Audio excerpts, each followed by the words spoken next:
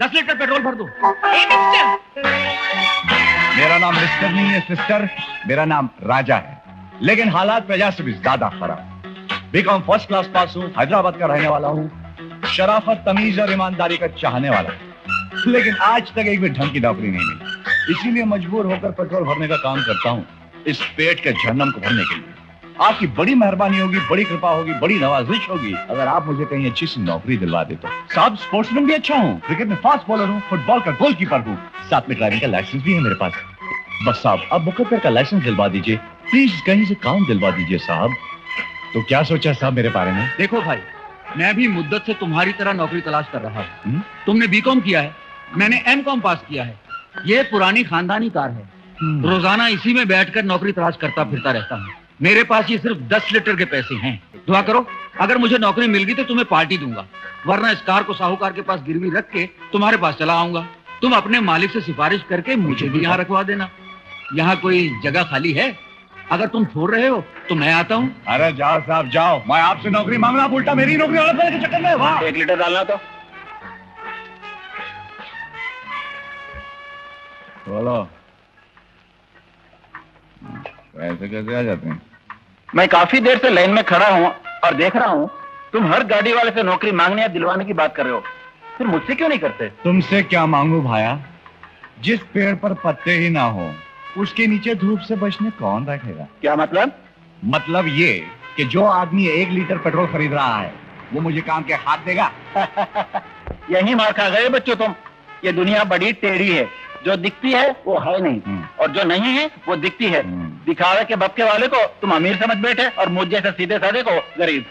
जानते हो मैं कौन हूँ? सेठ जमुना दास रायचूरा। कौन सा चूरा? रायचूरा। 2 बीवियां हैं मेरी, 3 बंगले हैं, 4 मिलों का मालिक हूँ, 5 कारें रखी हैं मैंने, लेकिन मैं कार सिर्फ काम के लिए इस्तेमाल करता हूँ, दिखावे के लिए नहीं। कार लेकर ऑफिस जाने में देर हो जाती है, ट्रैफिक में फंस जाती है, इसलिए मोपेड लेकर जाता हूँ। पैसे लाओ। मालूम है, कभी बस में, कभी ट्रेन में, कभी पैदल भी चला जाता हूँ मैं। असली कारोबारी और धंधे वाले आदमी इसी तरह जिंदगी गुजारते हैं। Good bye. अरे सेठ चूरा जी, सेठ चूरा जी। ये है राजा, इसके बारे में कुछ कहने की जरूरत नहीं, आप खुद ही समझ जाइए। मेरा नाम भी सेठ फकीर चंद है। आज मैं इन सालों को मकान से निकलवा कर ही रहूंगा। क्या है कि मकान में रहने वाले मेरे किराएदार अच्छे लोग हैं, लेकिन ये ना ही तो किराया बढ़ाते और ना ही मकान से निकलते हैं। इसलिए मैं तुझे गुंडा बना कर ले जा रहा हूँ ताकि तू उन्हें धमकी देना, समझे ना? मैं कहूंगा मकान खाली करो और फिर कहूंगा पहलवान काट डाल। तू क्या करेगा? मैं एक एक को अपने दांतों से काट डालूंगा। अबे साले, तुझे गुंडा बनाकर लाया हूँ कि कुत्ता बनाकर लाया हूँ? ये क्या किया तूने? जब मैंने तुझे दादागिरी का एडवांस दिया था तो तेरी इतनी लंबी लंबी मूछें, वो मूछें कहाँ हैं? साहब तब कड़की थी ना, इसलिए मूछ बढ़ाया था, आपने पैसे दिए, कटवा दिया। लो बताओ, जिन मूछों के लिए मैंने तुझे किराए का गुंडा बनाया था वही मुझसे साफ कर दी। अब तुझसे कौन डरेगा? चलो चलाओ। अंदर कौन है? बाहर निकलो किराएदार। तुम लोगों के साथ अब नहीं दिखा रही थी, अब जुल्म करने आया हूँ। जब ये मचा दूंगा, खून की नदियां बहा दूंगा। और बाहर निकलो। अरे सेठ जी, आप आइए आइए, बहुत दिनों बाद आए। चाची कैसी है? ठीक तो है ना? अरे हाँ, सुना कि बेटी सियानी हो गई है, शादी कर डाली उसकी।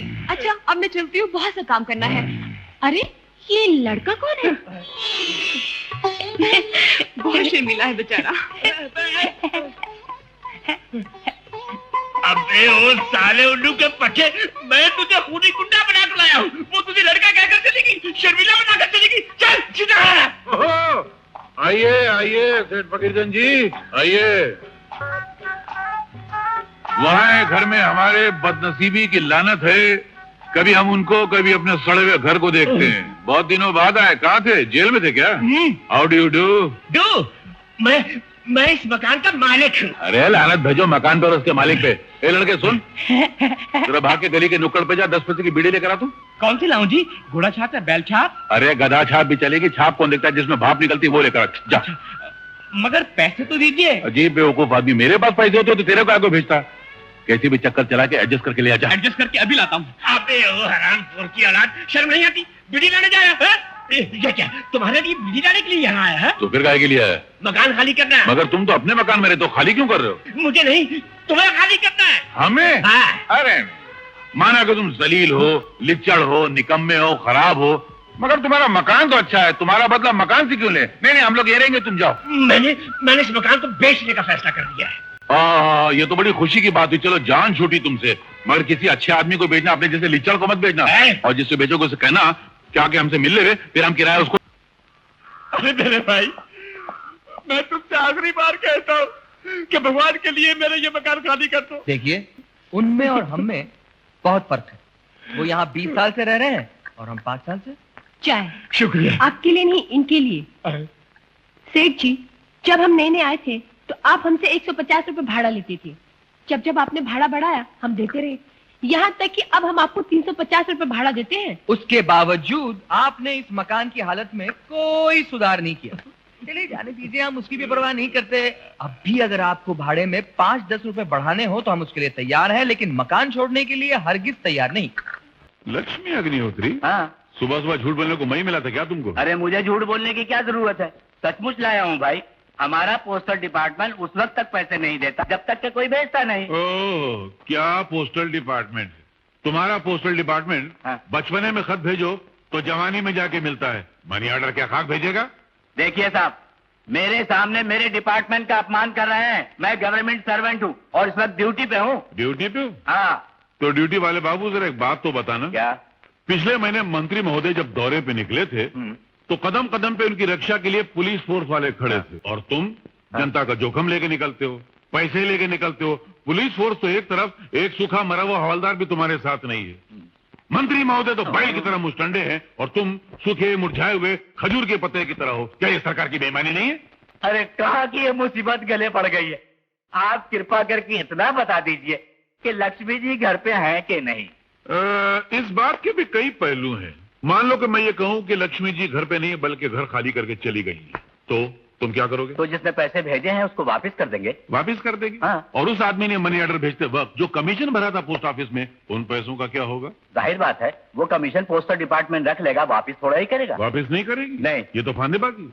जिन्हें हमारा पैसा अपने पास कुछ दिन रखने के बाद जब लौटाते हो तो सिर्फ पैसा लौटाते हो और कमीशन हड़प कर जाते हो। ये तो बेईमानी है। हमारा पैसा अपने पास रखने के बदले तुमको उल्टा हमें ब्याज देना चाहिए, जैसे बैंक वाले देते हैं। मतलब एक ही देश में, एक ही सरकार की छत्र छाया में बैंक वालों के लिए रूल अलग, पोस्ट वालों के लिए रूल अलग हैं?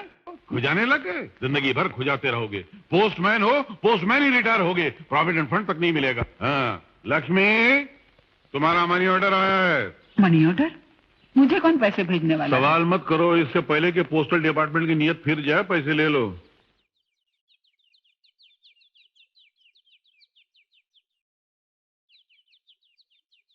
पोस्टमैन जी। पैसे दे दिए? हाँ जी, दे दिए। अब एक बात बताओ, क्या? इसका क्या प्रूफ है कि यही लक्ष्मी अग्निहोत्री है? मान लो अगर मैं ये कहूँ कि तुमने सही औरत को पैसे नहीं दिए, ये लक्ष्मी अग्निहोत्री नहीं पार्वती अग्निहोत्री है, तो? तुम जाओ भाई, इन्हें तो बोलने की आदत है। मैं ही लक्ष्मी हूँ। बहन जी, एक बात सच बताइए, ये सचमुच आपके पति हैं? हाँ, क्यों? आप कैसे निभा रही हैं इनके साथ? आपकी बर्दाश्त की दाद देनी चाहिए।